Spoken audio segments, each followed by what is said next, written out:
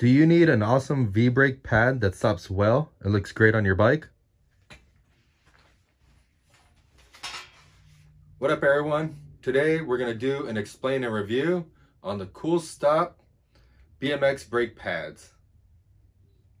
So like always, I show you everything about these brake pads and give you a lot of tips that a lot of the other people don't give you. So yeah, let's get into it. Let's talk about these brake pads. So these brake pads are available in black, salmon color, and a bunch of various colors of the rainbow.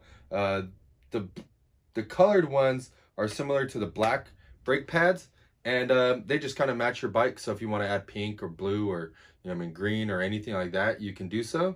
The difference between the black ones and the salmon one is that the salmon ones, half salmon, half black ones, are designed to be extra sticky. So if you're having problems in wet conditions or any other situation where you need a little bit more stopping power, the salmon pads come into play. They'll actually help you stop faster, but the black compound actually helps the brake pad last a little bit longer. So it's kind of the best of both worlds. So if you need that style of stopping power, then look at the salmon or the half salmon black pads. So these things are curved specifically for BMX bikes. They fit 20-inch wheel bikes all the way up to 29-inch wheel bikes. And then we'll kind of show you a little bit about the brake pads. So these ones are pretty cool because it's got a lot of verbiage on it. I guess we would say like more text that's screen printed on here, so they look pretty cool. But there's a couple features that are pretty rad on here. So they have these little angles on the brake pad right here. These things are recessed so that when you hit the brakes, the water gets in between there, pushes the water off, and then allows you to continue to use the rubber compound to stop. And it also has a small little fin here. The reason why they have the fin here too is so that when you put it on the when it touches the rim, it actually can help scoop any water or debris off the brake pad before it smashes it in between your rim and your brake pad, causing your aluminum to get scratched and to wear out the color faster. Another cool thing about these brake pads is that when you're looking over the bike like you're sitting on it, it shows that it's a left or a right side brake pad. So keep that in mind when you put the brake pads on. If you have the brakes on the bottom, if they're upside down, if they're on the top, that these will always continue to be on the left side. So if you look at it here, these are on the left side of your bicycle, which you're looking the opposite way. And they work that way so that that fin can be used properly and any of these troughs can work properly.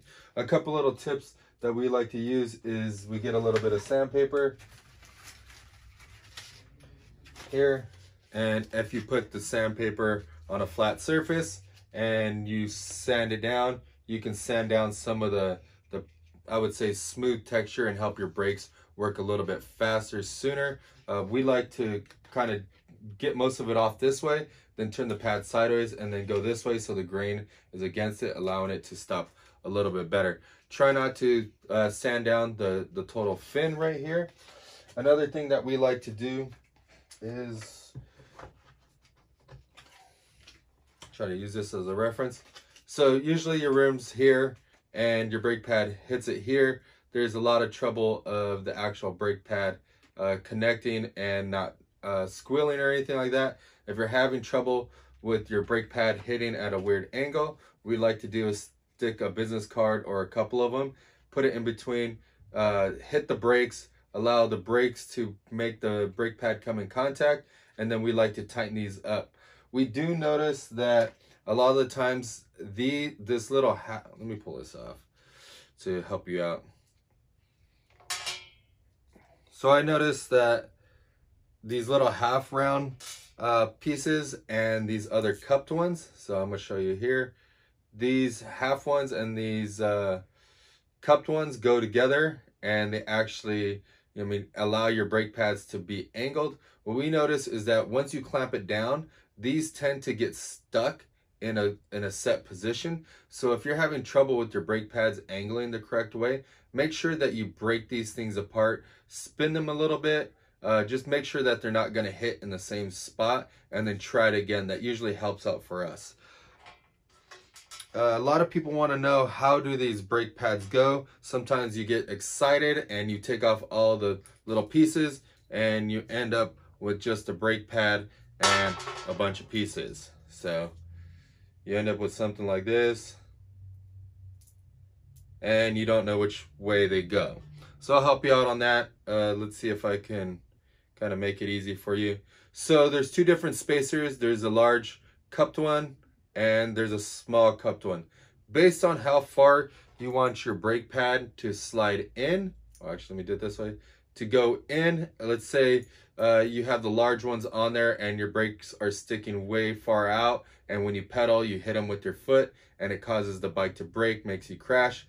That's definitely not fun. You want to go with the smaller spacer on there. So with the smaller spacer on there, it's always a cup one that goes against the brake pad, but there's another washer here. This one we like to use just because it takes up a majority of the spacing and you don't have a weird awkward place where the actual washer is going to sit. So you'll take this one here and you'll make sure that the cup side's facing up.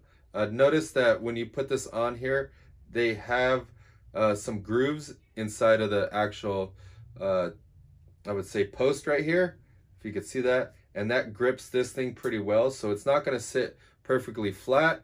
Next, you're going to want to do one of these half circle spacers here. So notice how it's kind of rounded right there. You're going to want to place it flat like so, with the flat side facing up or to whichever side the brake arm is going to go. Then you're going to take your brake arm and you're going to push this right onto the brake arm. I'm going to flip it around just so you guys can see it. So once you have it there, you're going to want to do another half round on there, and then you're going to want to do the larger cupped one, or vice versa, depending if you need a little bit more for your brake pad to stick towards the rim a little bit more. Then you're going to take the little silver washer, place it on top, and then this little nut here is kind of awkwardly shaped. It kind of looks like a bullet, but it has a hex head on one side and it has threads on the other side. You're going to take the threaded side and you're going to face them down and thread it right on. Make sure that you tighten these things up to push that little cupped washer on first. Back it out. Make sure that the little pieces move around. They're not in the same spot. You can line up the brake pad. Line up the brake pad and then hold your brakes down. Keep the brake pad as flat as possible with a little bit of slant to it so that your brakes don't squeal. Tighten this nut down, and if you mess up, try it again and keep trying until you can get that brake pad right. Sometimes you might even have to loosen it up, actually move the brake pad all the way over, disconnect your brake so that it gives you a little bit more room, angle the pad where you want, kind of eyeball it, and then tighten up this. That usually helps me out if all things fail. But these brake pads work really, really well. I hope this helped you out with any information that you guys needed on the Kool Stop BMX brake pads. So yeah, thanks for watching. If you like this video, make sure you like this video, subscribe, turn on your notification bells, and then share this with a friend that would love this video and that it could help them out. Thanks a lot for watching, and we'll see you next time. Peace out.